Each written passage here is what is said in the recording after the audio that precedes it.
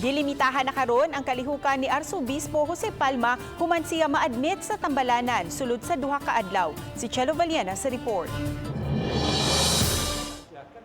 Gipahibaw ni Monsignor Joseph Tan, Archdiocesan Media Liaison Officer, nga ilang gipili karon ang mga kalihukan nga mamahimong tambungan ni Arsobispo Jose Palma. Nabalaka sila sa kahimtang sa Arsobispo tungod kay taas na usab ang iyang panuigod ug sa iyang edad mas dali na siyang takbuyan ug balatian. Makontrol na nato nga only those that will really require the presence of Archbishop Palma ang mga activities nga atong itugot niya nga iyang salmutan. Giangko ni Tan nga dali ra mahangyo si Palma ug dali ra usab maduol, dili usab mamili og mga bisita nga mamahimong dawaton. At a certain policy nga katuro yung essential, no, ang apila ni Archbishop Palma for now kay labi na nga on the rise ang COVID, unya secondly we're afraid of the second variant. Subling gipasalig ni Tan nga napaubos na sa general check-up si Palma ug lakip na niini ang pagpaubos sa Arsobispo sa swab test.